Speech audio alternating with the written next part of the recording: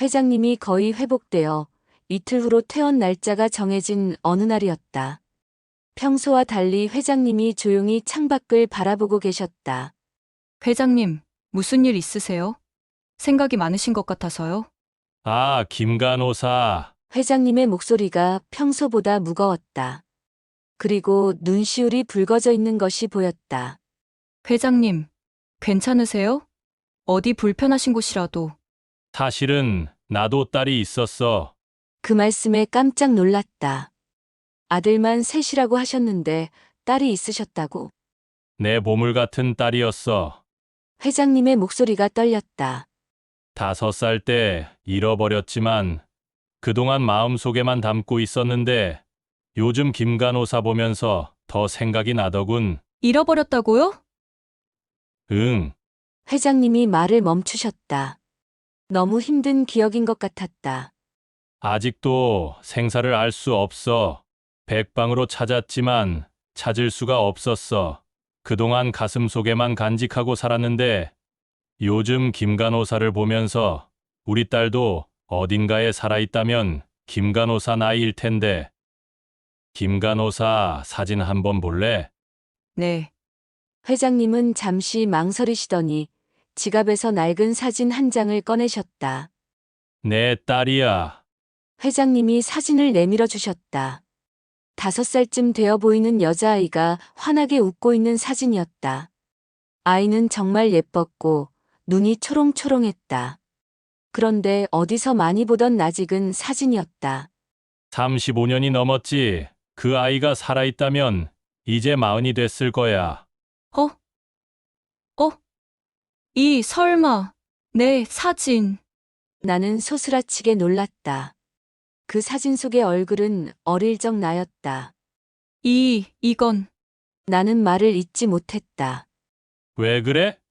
김간호사 무슨 일이야? 손이 떨려서 사진을 제대로 볼 수도 없었다. 회장님, 이건. 이 사진은. 회장님이 걱정스럽게 내 얼굴을 들여다보셨다. 이건. 제 어릴 적 저 같은데요. 그 순간 회장님은 너무 놀라 입을 벌리고 눈을 크게 뜨고 있었다. 뭐라고? 이 사진, 저예요. 제 사진인데요. 두 사람 모두 충격에 쌓였다. 병실이 조용해졌고 시계 소리만 들렸다. 회장님이 떨리는 목소리로 물으셨다. 정말이야? 네, 이 옷도 제 옷이에요.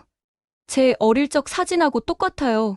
그럼, 너가, 저도 잘 모르겠어요. 이게 어떻게, 하지만 이 사진이 확실히 저예요. 나는 대학병원에서 간호사로 일한 지 15년 차가 되었다. 새벽 6시 알람이 울리기 전에 눈이 떠진다. 밤잠 안 자고 노력하고 일한 덕분에 작년부터 VIP 병동에 근무하게 되었다. 수진 씨, 드디어 VIP 병동이네. 축하해. 동료들이 부러워했지만 사실 나는 떨렸었다. VIP 병동은 다른 세계라는 이야기를 들었으니까. 그곳은 우리나라에서 이름만 대면 알만한 기업의 총수들이나 그 가족들이 이용하는 병실이다. 첫 출근 날 수간호사가 나를 따로 불렀다. 수진 씨, VIP 병동은 일반 병동과 달라요.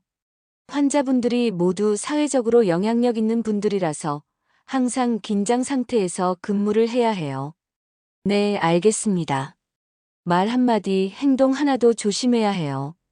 실수 하나가 병원 전체에 영향을 줄 수 있거든요. 그 말이 얼마나 맞는지 첫 주부터 깨달았다. 1301호에는 대기업 회장님이 입원해 계셨다. 80세 넘은 할아버지셨는데 정말 깍듯하고 예의 바른 분이셨다. 간호사님, 고생 많으세요. 괜찮습니다. 감사합니다. 밤에 너무 힘들면 좀 쉬어도 돼요. 괜찮으니까. 감사합니다. 이런 분들을 만나면 정말 보람을 느꼈다. 아무리 피곤해도 더 정성껏 돌봐드리고 싶어졌다. 하지만 반면에 그렇지 못한 분들의 무시와 행패를 감당해야 할 때도 많았다. 1302호에 입원한 대기업 며느리는 30대 후반인데 처음부터 나를 깔보는 듯한 시선으로 봤다. 야, 첫 만남부터 반말이었다. 네. 물 좀 가져와. 네, 알겠습니다. 물을 가져다 드리니까 한 모금 마시고는 인상을 찌푸렸다. 이게 뭐야? 미지근하잖아. 차가운 걸로 다시 가져와. 죄송합니다. 차가운 물을 다시 가져다 드렸더니 이번에는 너무 차갑다고 했다. 적당히 시원한 걸로 가져오라고 했잖아. 왜 이렇게 일처리가 두네? 하루에도 몇 번씩 이런 일이 반복됐다. 다른 환자는 더했다. 50대 대기업 부사장이었는데 간호사들을 하인 취급했다. 야, 거기 간호사. 간호사들은 이름은 없는 사람이었다. 그냥 야 하고 불렀다. 네, 부사장님. 내 양말 어디 있어? 찾아와. 양말은 보호자분께서. 보호자. 어디서 말대꾸야? 내가 지금 너한테 하라는 거야. 빨리 찾아와. 간호사가 환자의 개인용품을 찾아주는 일까지 해야 하는 건 아니었지만 VIP 환자들 앞에서는 안 된다는 말을 하기 어려웠다. 네, 잠깐만 기다려주세요. 결국 양말을 찾아다 드렸다. 이것도 못 찾겠어? 머리에 뭐 들었어? 그 말을 들었을 때 15년 간호사 경력이 무색해졌다. 한 번은 대기업 총수의 딸이었다. 20대 후반인데 성격이 정말 까다로웠다. 간호사, 이 베개 너무 높아. 바꿔줘. 베개를 바꿔드렸더니 이번에는 너무 낮다고 했다. 적당한 높이로 해달라고 했잖아. 어느 정도가 적당한지 말씀해 주시면. 그것도 내가 다 가르쳐 줘야 해? 간호사가 그것도 모르고 이래? 1시간 후에는 또 다른 트집을 잡았다. 방 온도가 왜 이래? 너무 더워. 에어컨 틀어줘. 에어컨을 틀어줬더니 30분 후에 춥다고 꺼달라고 했다. 이런 일이 하루 종일 반복됐다. 가장 힘든 건 중견기업 회장의 부인이었는데 간호사를 사람 취급하지 않았다. 간호사는 왜 이렇게 못생겼어? 보기 싫으니까 다른 사람으로 바꿔줘. 처음 들었을 때는 귀를 의심했다. 죄송하지만 미안해하지 말고 바꿔달라고. 예쁜 간호사로. 수간호사에게 말씀드렸지만 VIP 환자분 요청이니까 최대한 맞춰드려야 한다는 답변만 돌아왔다. 내가 이 병원에 얼마나 기부하는 줄 알아? 간호사 하나 바꾸는 게 뭐가 이리 어려워. 결국 다른 간호사와 담당을 바꿔야 했다. 그런 일들이 반복되면서 점점 지쳐갔다. 수진아, 괜찮아? 동기 간호사 미경이가 걱정스럽게 물었다. 힘들긴 한데 참아야지. VIP 병동이 돈은 더 주지만 정신적 스트레스가 장난 아니라면서. 맞아. 매일 눈치 보면서 일해야 하니까. 하지만 포기할 수는 없었다. VIP 병동 수당이 일반 병동보다 더 많았고 이력에도 도움이 됐다. 참고 견뎌보자. 15년도 버텼는데 이것 정도는. 그렇게 스스로를 다독이며 오늘도 VIP 병동으로 향했다. 엘리베이터를 타고 올라가면서 생각했다. 오늘은 또 어떤 일이 기다리고 있을까? 15년 간호사 경력 중 가장 어려운 시기였지만 동시에 가장 많은 것을 배우는 시기이기도 했다. 사람은 정말 다양하고 돈과 권력이 사람을 어떻게 변화시키는지도 직접 볼 수 있었다. 오늘도 파이팅하자. VIP 병동 문을 열며 스스로에게 다짐했다. 그러던 어느 날 모 대기업의 회장님께서 뇌졸중으로 응급수술을 하고 입원하게 되었다. 수진 씨, 1301호 새 환자분 들어오세요. 종합그룹 종수 회장님이에요. 수간호사의 말에 온몸이 긴장됐다. 종합그룹이라면 국내 3대 대기업 중 하나였다. 다행히 수술은 잘 되었어요. 하지만 워낙 대단한 분이시라서 더욱 신경 써서 돌봐드려야 해요. 네, 알겠습니다. 나는 언제나 그렇듯이 초긴장 상태로 병실로 향했다. 혹시라도 실수할까봐 처치나 주사를 놓을 때도 손이 떨렸다. 1301호 문을 열고 들어가니 60대 후반으로 보이는 회장님이 침대에 누워 계셨다. 수술 후라 많이 피곤해 보이셨지만 내가 들어가자 고개를 돌려 나를 보셨다. 안녕하세요. 회장님, 담당 간호사 김수진입니다. 아, 네, 안녕하세요. 목소리가 생각보다 부드러웠다. 그리고 눈빛이 따뜻한 분이었다. 지금 컨디션은 어떠신가요? 괜찮습니다. 수술 잘 되었다고 하더군요. 네. 정말 다행이에요. 혈압 좀 재볼게요. 혈압계를 팔에 감으면서 나는 여전히 긴장하고 있었다. 하지만 이상하게 이분이 마음 편안하게 느껴졌다. 간호사님도 힘드시겠어요. 이런 환자들 돌보느라. 아니에요. 괜찮습니다. 힘든 일이죠. 고마워요. 그 한마디에 마음이 따뜻해졌다. VIP 병동에서 일하면서 환자에게 고맙다는 말을 들어본 게 언제였을까? 주사 맞으실 시간이에요. 네, 부탁드려요. 주사를 놓을 때도 회장님은 전혀 까다롭게 굴지 않으셨다. 다른 VIP 환자들처럼 아프다. 다른 간호사 불러와라. 주사 하나도 못 놓으면서 간호사 월급 받냐? 같은 말씀도 하지 않으셨다. 차츰 회복해가면서 가끔 회장님은 농담도 하셨다. 간호사님, 제가 좀 말이 많아졌죠? 아니에요. 회복되고 계신 거예요. 그동안 너무 바빴나 봐요. 일 때문에 좀 그렇지만 입원하고 나니까 오히려 이렇게 쉬어가는구나 싶네요. 네, 그러세요. 간호사님은 일한 지 오래되셨어요? 15년 정도 됐어요. 와, 베테랑이시네요. 그럼 저 같은 환자 많이 받겠어요. 여러분들을 배웠죠. 회장님이 웃으셨다. 솔직히 말해서 나 같은 환자가 제일 어려워요? 아니면 까다로운 환자가 더 어려워요? 아, 내가 제일 까다로운가? 갑작스러운 질문에 당황했다. 그런 건 잘 모르겠어요. 내가 너무 이상한 질문을 했나요? 사실 저도 궁금했어요. 간호사분들이 어떤 환자를 힘들어 하시는지. 이런 대화를 나누는 VIP 환자는 처음이었다. 며칠 후 회장님의 컨디션이 많이 좋아지셨다. 간호사님, 내가 농담 하나 해도 될까요? 네, 말씀하세요. 내가 입원하고 나서 우리 회사 주가가 올랐어요. 정말요? 네, 아마 내가 회사에 없으니까 회사가 더 잘 돌아가나 봐요.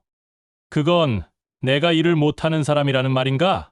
그렇게 말씀하시면서 웃으시는 모습이 정말 편안해 보였다. 회장님, 이런 말씀 드려도 될까요? 그래요, 뭐든 말해봐요. 다른 분들과 많이 다르세요.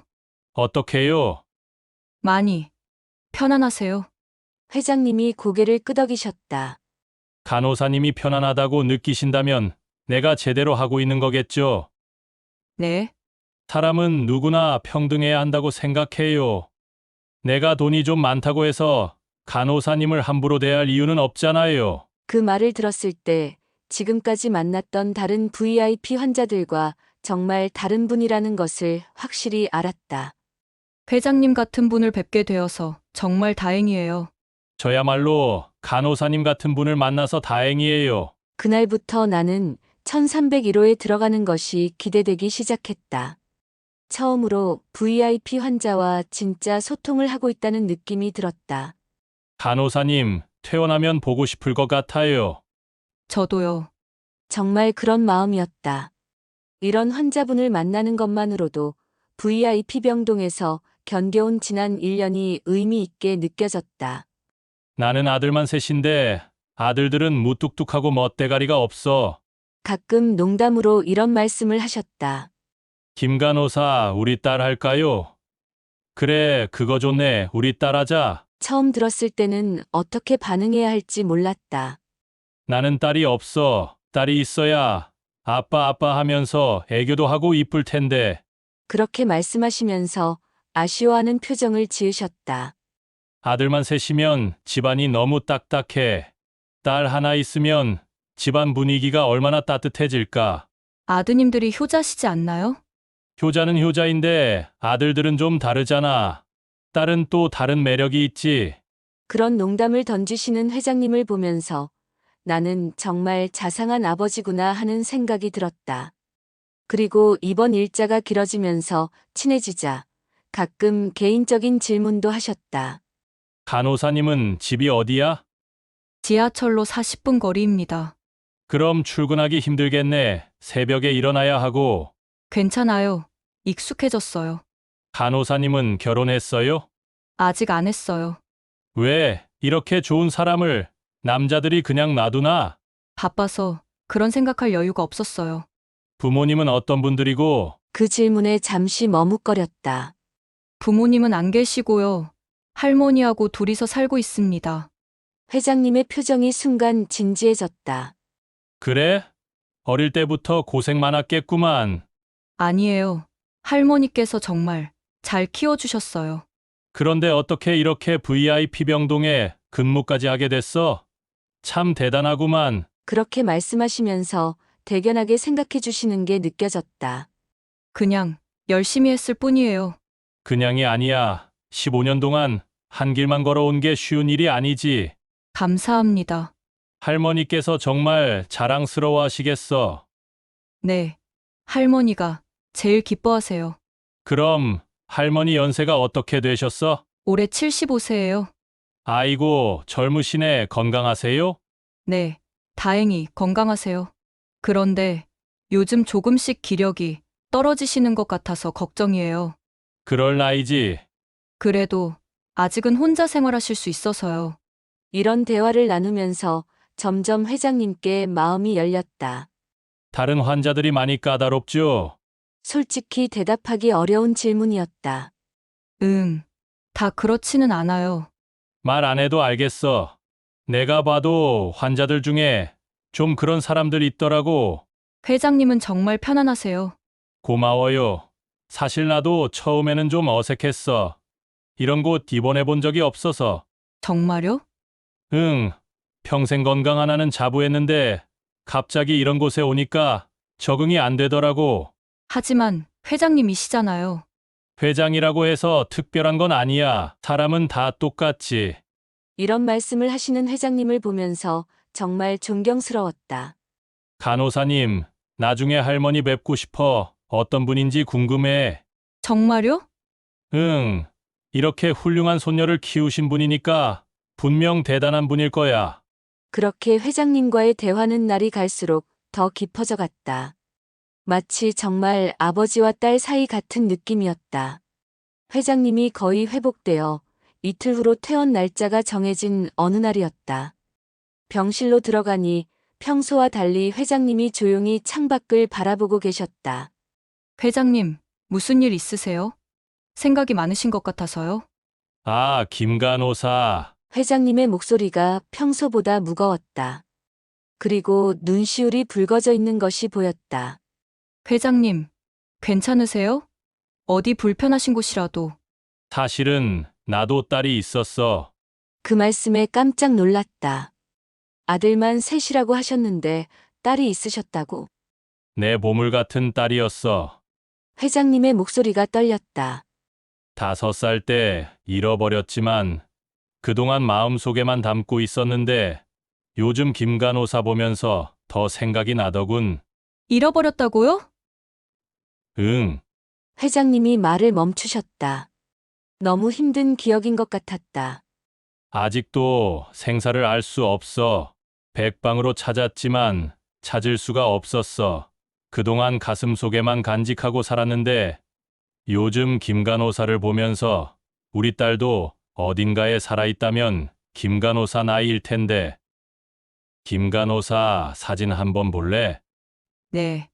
회장님은 잠시 망설이시더니 지갑에서 낡은 사진 한 장을 꺼내셨다. 내 딸이야. 회장님이 사진을 내밀어 주셨다. 5살쯤 되어 보이는 여자아이가 환하게 웃고 있는 사진이었다. 아이는 정말 예뻤고 눈이 초롱초롱했다. 그런데 어디서 많이 보던 낯익은 사진이었다. 35년이 넘었지. 그 아이가 살아있다면 이제 40이 됐을 거야. 어? 설마, 내 사진. 나는 소스라치게 놀랐다. 그 사진 속의 얼굴은 어릴 적 나였다. 이건, 나는 말을 잇지 못했다. 왜 그래? 김 간호사 무슨 일이야? 손이 떨려서 사진을 제대로 볼 수도 없었다. 회장님, 회장님. 이 사진은, 회장님이 걱정스럽게 내 얼굴을 들여다보셨다. 이건, 제 어릴 적 저 같은데요. 그 순간 회장님은 너무 놀라 입을 벌리고 눈을 크게 뜨고 있었다. 뭐라고? 이 사진, 저예요. 제 사진인데요. 두 사람 모두 충격에 쌓였다. 병실이 조용해졌고 시계 소리만 들렸다. 회장님이 떨리는 목소리로 물으셨다. 정말이야? 네, 이 옷도 제 옷이에요. 제 어릴 적 사진하고 똑같아요. 그럼, 너가, 저도 잘 모르겠어요. 이게 어떻게, 하지만 이 사진이 확실히 저예요. 회장님의 눈에서 눈물이 흘러내렸다. 수진이구나. 내 딸이구나. 내가 내 딸이었어. 내 딸. 도대체 이게 어찌 된 일이냐? 회장님, 아니야, 아빠야. 아빠라고? 나도 눈물이 났다. 35년 만에 만난 아버지였다. 수진아, 아빠야. 내 딸이었어. 내 딸. 내 손을 꽉 잡으셨다. 그런데 어떻게 이런 일이 있단 말이냐? 나는 정신이 하나도 없었다. 하지만 이성적으로 나라도 정신을 차려야 한다는 생각이 들었다. 회장님, 저기 유전자 검사부터 해봐야 하지 않을까요? 그래? 그래야지. 그러자 당장 해보자. 그리고 회장님은 직원을 부르시더니 내 모발과 회장님의 모발 시료를 건네주시면서 당장 다녀오되 이 사실이 공론화될 때까지는 어느 누구도 알아서는 안 된다고 하셨다. 다른 사람이 이 사실을 알게 될 때는 책임을 묻겠다고도 하셨다. 그런데 길러주신 할머니는 어떻게 만난 거냐? 그분이 너를 입양한 것이냐? 나는 자초지종을 이야기하기 시작했다. 저는 사실 키워주신 할머니가 친할머니가 아니에요. 그래, 그래야지 말이 맞지. 그런데 어떻게 할머니 손에서 자랐는지 상세한 내용은 잘 모르겠어요. 회장님이 내 말을 놓치지 않으려고 집중하고 계셨다. 할머니께서는 제가 어릴 때부터 내가 5살 때 우리 집에 왔다고만 말씀하셨어요. 5살 때, 네, 제가 아기 때 사진은 왜 없냐고, 엄마 아빠는 누구냐고 자꾸 캐물었더니 그렇게 말씀하셨어요. 그런데 그 전 기억은 거의 없어요. 가끔 꿈에서 놀이공원 같은 곳이 나오긴 하는데, 놀이공원?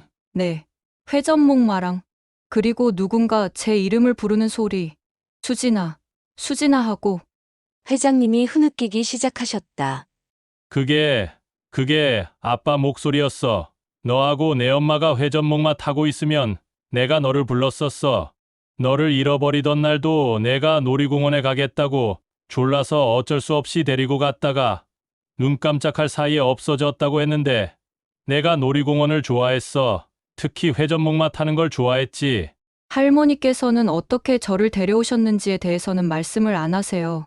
그냥 하늘이 보내준 선물이라고만 하셨어요. 하늘이 보내준 아이라고? 네. 그래서 지금까지 그냥 그런 줄 알고 살았어요. 할머니가 고아원이나 어디서 데려오셨구나 짐작만 했어요. 그럼 할머니께서 어떻게? 잘 모르겠어요. 하지만 할머니께서 저를 정말 친손녀처럼 키워주셨어요. 나는 계속 이야기했다. 고생 많이 했구나. 아니에요. 할머니 덕분에 이렇게 클 수 있었어요. 공부도 시켜주시고, 간호사가 되는 것도 응원해주시고, 그럼 지금은 할머니는 어디 계시지? 집에 계세요. 지금도 건강하게 지내고 계시고요. 회장님이 갑자기 일어나려고 하셨다. 지금 당장 뵈러 가야겠어. 그분께 감사 인사를 드려야지. 회장님, 아직 퇴원 전이세요. 퇴원? 그런 건 상관없어. 35년 만에 내 딸을 만났는데, 이런 기적이 일어났는데, 그동안 내 딸을 키워주신 분을 어떻게 안 뵐 수가 있어? 하지만, 수진아, 아빠가 35년 동안 얼마나 너를 그리워했는지 알아? 하루도 너 생각 안 한 날이 없었어. 하지만 회장님, 일단 유전자 검사 결과 나오는 거 보시고, 회장님이 고개를 끄덕이셨다. 그래, 내가 너무 흥분했나 보다. 35년도 기다렸는데 그리고 일이라는 게 순서가 있는 법인데 말이야. 그런데 갑자기 표정이 진지해지셨다. 그런데 수진아, 회장님이 침착하게 말씀하셨다. 이 사실은 구체화되기 전에 누구도 알아서는 안 된다. 네. 너하고 나하고 둘이만 알고 있자. 아직 확실하지 않고, 그리고 내가 좀 알아봐야 할 것 같다. 무엇을요? 내가 어떻게 할머니 손에서 자라게 됐는지 그 경위를 정확히 파악해야 해. 회장님의 목소리에는 무언가 복잡한 감정이 담겨 있었다. 다음 날 회장님은 퇴원하셨고 일주일 후 유전자 검사 결과가 나왔다. 친자관계 확률 99.99%. 정말로 아버지와 딸이었다. 35년 만에 찾은 가족이었다. 하지만 회장님은 여전히 신중하셨다. 수진아, 내가 연락하면 그때 만나자. 그때까지 내가 확인을 할 게 좀 있어. 무슨 확인요? 내가 할머니와 어떻게 살게 됐는지 그 경위를 알아야 해. 얼마 후 저녁 퇴근하고 집에 들어가니 할머니가 거실에서 기다리고 계셨다. 평소와 달리 심각한 표정이셨다. 수진아, 앉아봐. 할머니, 무슨 일 있어? 할머니의 목소리가 떨리고 있었다. 할머니가 너한테 해야 할 말이 있어. 나는 가슴이 두근거렸다. 혹시 할머니도 모든 걸 알고 계신 건 아닐까? 수진아, 지금부터 내가 믿기 힘든 말을 할 거야. 네. 할머니가 깊은 숨을 쉬셨다. 35년 전에 너희 어머니, 그러니까 큰 사모님이 돌아가시고 작은 사모님이 들어오셨는데 큰 사모님, 작은 사모님. 그게 누구예요? 어딜? 응, 너희 아버지 종수 회장님 말이야. 내가 깜짝 놀랐다. 할머니가 아버지를 알고 계셨다고. 할머니, 회장님을 알아? 응, 잘 알지. 내가 너희 집에서 일했었다. 네. 그때 작은 사모님이 나한테 너를 데리고 나가달라고 부탁했다. 나는 말을 할 수 없었다. 회장님이 말씀하신 것과 전혀 다른 이야기였다. 그때 나는 아기를 못 낳는다고 시댁에서 쫓겨나 남편과 이혼하고 혼자 너희 집에서 살면서 일을 하고 있었다. 할머니가 우리 집에서 일을 하셨다고요? 응. 가정부로 일했었지. 큰 사모님이 편찮으실 때부터 돌봐드렸고 돌아가신 후에도. 할머니의 눈에서 눈물이 흘렀다. 그런데 작은 사모님이 들어오시고 나서 분위기가 많이 달라졌어. 어떻게요? 작은 사모님은 너를 별로 좋아하지 않으셨어. 저를요? 응. 너는 큰 사모님의 딸이니까 작은 사모님 입장에서는 눈의 가시 같았겠지. 나는 충격을 받았다. 그래서 어느 날 작은 사모님이 나를 불러서 말하시더라. 뭐라고요? 이 아이를 데리고 나가달라고 아무도 모르게 조용히. 그럼 저를 잃어버린 게 아니라 잃어버린 게 아니야. 작은 사모님이 부탁한 거였어. 할머니가 흐느끼기 시작하셨다. 그때 나도 아기가 너무 갖고 싶었거든. 혼자 사는 게 너무 외로웠고 아이를 못 낳는다 생각하니 너무 힘이 들었어. 할머니, 그래서 너를 데리고 나왔어. 작은 사모님은 돈도 많이 주셨고, 돈을요? 응. 너를 키우라고, 그리고 절대 어디 있는지 알리지 말라고. 나는 머리가 복잡해졌다. 도대체 무엇이 진실일까? 그럼 아버지는 회장님은 모르셨던 거예요? 회장님은 몰랐어. 출장 가신 사이에 실행한 일이었거든. 그럼 아버지는 35년 동안 저를 찾으셨던 거고 그랬을 거야. 회장님은 너를 정말 사랑하셨거든. 할머니의 목소리가 더욱 떨렸다. 그런데 며칠 전에 회장님께서 찾아오셨더구나. 아버지가요? 응. 내가 친딸인 걸 안다면서 어떻게 너를 데려다가 키웠느냐고 물으시더라. 나는 가슴이 두근거렸다. 아버지가 할머니를 만나셨다고. 그래서 모든 사실을 다 털어놓게 됐다. 할머니가 눈물을 닦으셨다. 작은 사모님이 돈을 주면서 말하셨어. 자기 앞에서 너를 치워달라고. 평생 눈에 띄지 않게 하라고. 평생요? 응. 평생 먹고 살 돈을 주겠다고 하셨어. 만약 자기 눈앞에 띄는 날에는 너를 사람시켜서 쥐도 새도 모르게 없애버리겠다고 했어. 할머니가 흐느끼기 시작하셨다. 그래서 그 돈을 받고 너를 데리고 나왔어. 정말, 정말 잘못한 일이었지. 수진아, 미안하다. 정말 미안해. 내가 너 인생을 망쳤어. 이제 나는 어떤 벌을 받아도 좋아. 다 밝혀져서. 이제야 나는 편히 눈 감고 죽을 수 있을 것 같다. 할머니가 흐느끼기 시작하셨다. 나는 가슴이 두근거렸다. 할머니가 눈물을 닦으셨다. 나는 충격을 받았다. 그럼 그동안 할머니가 나를 키울 수 있었던 건 할머니, 그럼 할아버지 유산이라고 하신 건 거짓말이었어. 할머니가 고개를 숙이셨다. 내가 혼자서 경제활동하지 않으면서 너를 키울 수 있었던 것은 그 여자가 보내준 돈이었어. 할머니의 목소리가 더욱 작아졌다. 할아버지가 남기신 유산이 아니라 모두 회장님의 작은 아내가 꾸민 짓이라는 것을. 나는 온몸에 소름이 돋았다. 작은 사모님이 매달 돈을 보내주셨어. 통장으로 꼬박꼬박. 매달요? 응. 너를 키우는 비용이라고. 그리고 회장님께 알리면 나까지 없애겠다고 했어. 35년 동안요? 아니, 너가 대학 졸업하고 나서부터는 끊겼어. 할머니가 손으로 얼굴을 가리셨다. 나는 머리가 하얘졌다. 그럼 제가 간호사가 될 수 있었던 것도 그 돈 덕분이었어. 학비, 생활비, 모든 것을. 저는 할머니가 정말 저를 위해 희생하신 줄 알았는데 아니야, 수진아. 할머니가 너를 사랑한 건 진짜야. 할머니가 급하게 말씀하셨다. 돈 때문에 시작했지만 너를 키우면서 정말 친손녀처럼 사랑하게 됐어. 하지만 수진아, 할머니를 믿어줘. 35년 동안의 사랑만은 진짜였어. 나는 눈물이 났다. 너무 복잡했다. 그럼 작은 사모님은 왜 그런 짓을 하신 걸까요? 그런데 도대체 왜 그런 짓을 했을까요? 자세히는 모르겠지만 아마 회장님이 자기가 낳은 아들보다 너를 너무 이뻐하니까 질투가 났을 수도 있고 뭔지는 모르지만 그 당시 너만 그 집에 없으면 모든 것이 완벽한 자기 것이고 자기 자식들 것이 되는 거였으니까 큰 사모님이 있었다는 흔적도 남기지 않으려고 했던 것 같아. 할머니가 내 손을 꽉 잡으셨다. 수진아, 할머니가 잘못했다. 정말 잘못했어. 이제 와서 나를 용서해달라. 그런 말은 하지 않을 거야. 하지만 나는 너를 진짜 손녀처럼 사랑했어. 그것만은 진실이다. 35년 동안 하루도 후회 안 한 날이 없었어. 하지만 너를 포기할 수는 없었어. 나는 눈물이 났다. 모든 것이 너무 복잡했다. 할머니가 계속 말씀하셨다. 수진아, 할머니가 너를 키우면서 단 하루도 마음 편한 적이 없었다.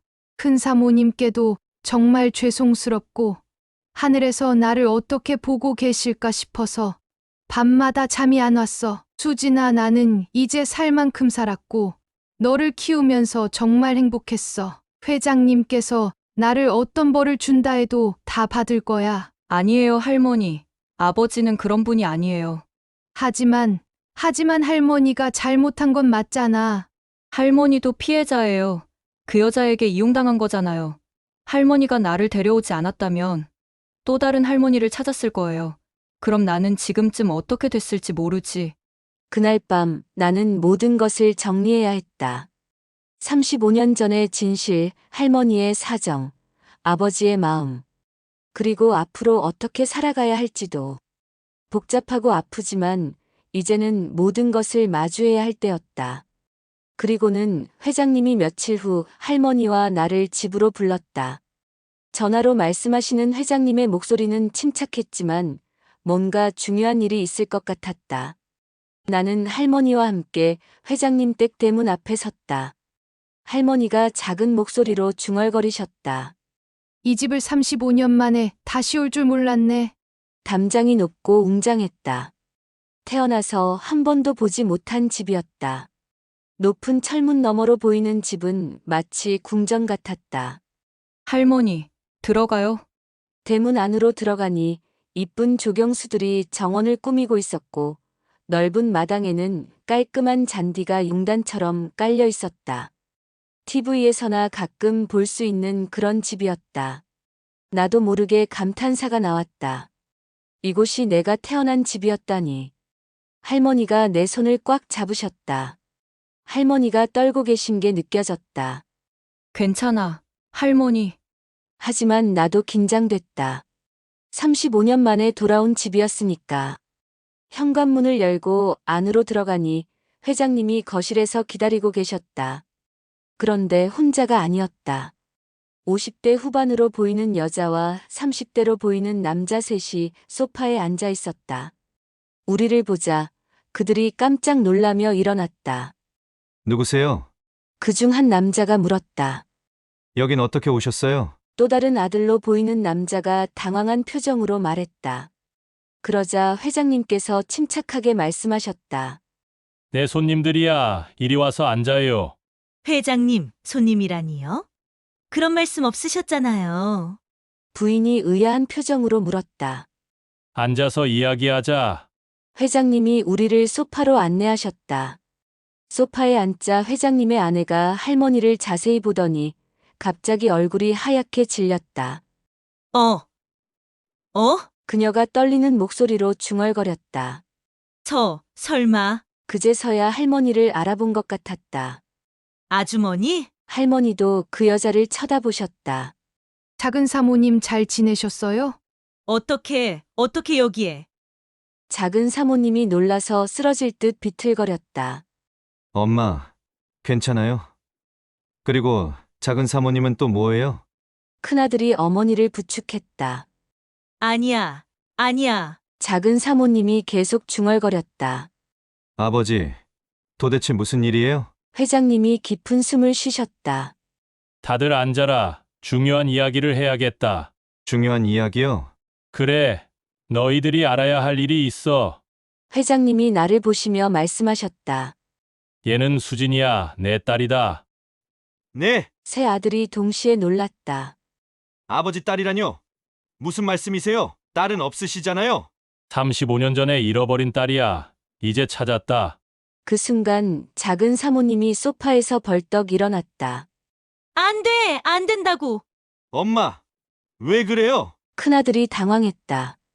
작은 사모님이 할머니를 노려보며 소리쳤다. 왜 왔어? 왜 미쳤어? 작은 사모님, 이제 그만하세요. 할머니가 작은 목소리로 말씀하셨다. 죽을 때까지 조용히 모르게 살기로 했잖아.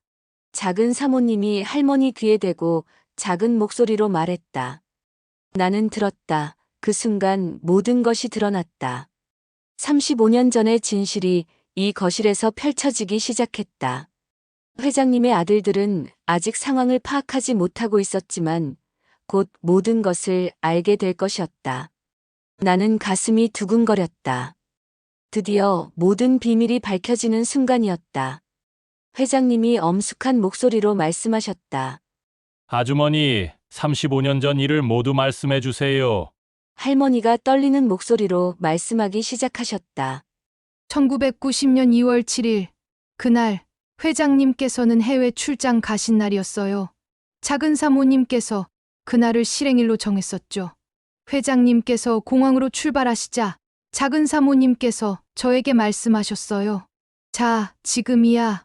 하시며 이 아이를 데리고 나가달라고. 거짓말이야. 작은 사모님이 갑자기 소리쳤다. 그런 일 없었어. 모함이야. 어머니, 진정하세요. 큰아들이 어머니를 말렸다. 하지만 작은 사모님은 길길이 날뛰며 계속 부인했다. 그런 일 없었다고. 저 여자가 거짓말하는 거야. 나가, 내 집에서 당장 나가 썩 꺼지라고. 이런 버러지만도 못한 것들. 감히 여기가 어디라고 기어들어와? 이미 이성을 잃은 듯했다. 그때 할머니가 가방에서 낡은 통장 몇 개를 꺼내셨다. 작은 사모님, 이것은 어떻게 설명하실 건가요? 통장을 펼쳐 보이시자 20년간의 입금 내역이 빼곡히 적혀 있었다. 매달 작은 사모님이 여동생을 시켜서 돈을 보내온 사실 어떻게 설명하실 건가요? 죽고 싶어? 이제 와서 왜? 작은 사모님, 내가 왜 작은 사모님이야? 이런 개돼지만도 못한 것들. 지금까지 거둬줬더니 은혜를 왼수로 갚아? 이제 와서 왜? 할머니가 계속 말씀하셨다. 작은 사모님께서 말씀하셨어요. 키우기 힘들면 고아원에 버려도 되고, 아무튼 내 눈앞에서 치워달라고. 만약 눈앞에 띄는 날에는 수진이도 저도 사람 시켜서 쥐도 새도 모르게 없애버리겠다고. 안 돼. 내가 언제 그런 말 안 했어. 작은 사모님이 히스테리를 부렸다. 어머니, 도대체 무슨 일인가요? 둘째 아들이 당황해서 물었다. 회장님이 차가운 목소리로 말씀하셨다. 너희 어머니가 35년 전에 내 딸을 없애려고 했다. 네, 새 아들의 얼굴이 하얗게 질렸다. 아버지, 설마요? 그래서 35년 동안 내가 딸을 찾아 헤맸고 너희 어머니는 그 사실을 알면서도 모른 척했다. 그 말이 끝나자 회장님은 안에서 서류 한 뭉치를 들고 나오셨다. 이혼하자. 아버지, 큰아들이 놀라서 일어났다. 아버지, 이혼은 너무... 난 내 엄마한테 35년 동안 속아서 살았다. 부부는 신뢰가 무너지면 함께 살기 어려워. 이제 그만해야겠다. 회장님의 목소리는 단호했다. 안 돼요. 그럴 수 없어요.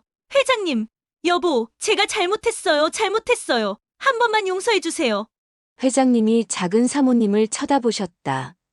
이미 시간이 너무 많이 지난 일이고 법적으로 처벌은 할 수 없지만 당신한테 내가 줄 수 있는 최고의 벌이 있다. 뭐예요? 작은 사모님이 떨리는 목소리로 물었다. 아들들에게는 회사를 물려주지 않겠다.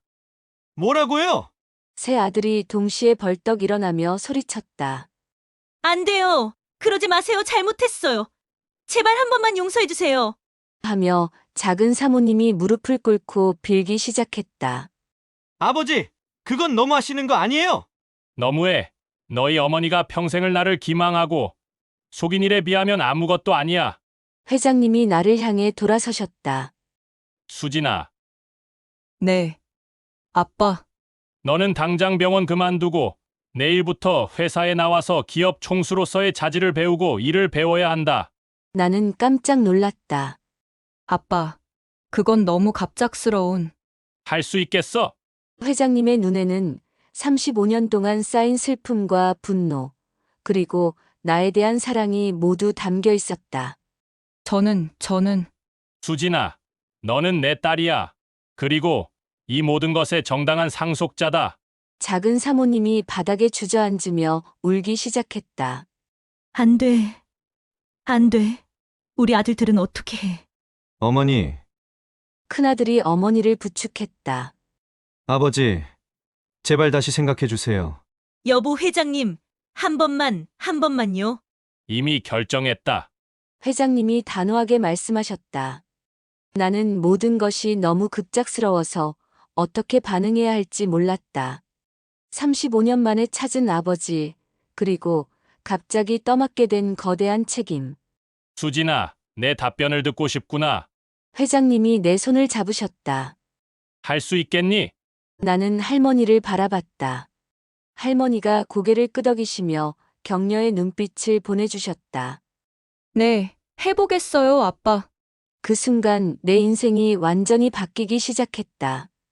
나는 내 모든 역량을 발휘해서 해볼 생각이다. 아빠한테 받지 못한 사랑도 받고, 아빠를 챙겨드리고, 그동안 못해본 걸 맘껏 해볼 생각이다. 원래 그것이 내 것이었던 것처럼.